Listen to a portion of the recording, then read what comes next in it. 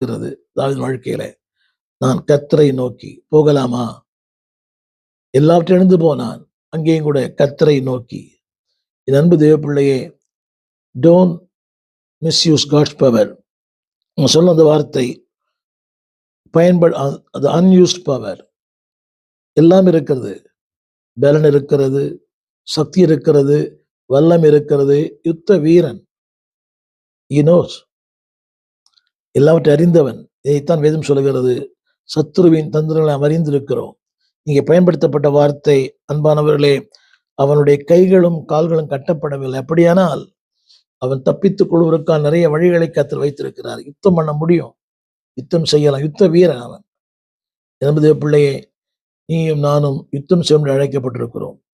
எனவே தான் திருமறை சொல்லுகிறது, ஒவ்வொரு நாளும் நமக்கு போராட்டம் உண்டு. அந்த போராட்டம் ஜெயிக்கிற ஒன்னே ஒன்று தேவனுடைய வல்லமை, வார்த்தை, அபிஷேகம். இது ஒண்ணுதான் இட் வில் ஓவர் கம். சத்ருவை ஜெயிக்க, உலகத்தை ஜெயிக்க, மாமிசத்தை ஜெயிக்க தேவன் தந்த அந்த உபகரணங்கள். ஒன்று வார்த்தை, இன்னொன்று வல்லமை, இன்னொரு அபிஷேகம், இன்னொரு திருச்சபை. Don't waste it.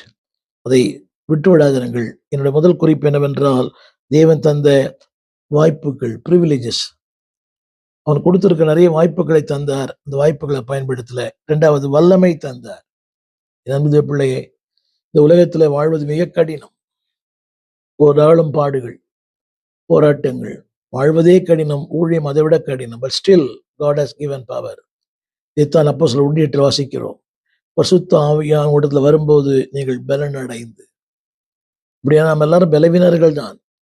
எல்லாருமே பல காரியங்களில் பலவீனமா இருக்கிறோம். ஆனால் பலன் கொடுக்கிற பரிசுத்த ஆவியானவர்களோடு கூட இருக்கிறார். அவர் சொல்லுகிறார், நான் உன்னை பலனடைய செய்கிறேன். முதல் குறிப்பு அன்கிளைம்டு பிரிவிலேஜஸ்.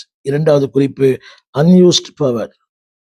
என் தேவ பிள்ளையே, கர்த்தர் எவ்வளவு கிருபைகளை கொடுத்திருக்கிறார். வசனங்களை கற்றுக் கொடுத்திருக்கிறார், கிருபைகளை கொடுத்திருக்கிறார், நல்ல சபையில வைத்திருக்கிறார், நல்ல குடும்பத்தை கொடுத்திருக்கிறார், நல்ல பெற்றோரை கொடுத்திருக்கிறார். Use it. நான் பல முறை சொல்லியிருக்கிறேன், இந்த உலகத்தில் ஜெபிக்கிற தாய் தகப்பன் எவனுக்கு இருக்கிறார்களோ அவர்கள் பாக்கியவான்கள். Don't waste that.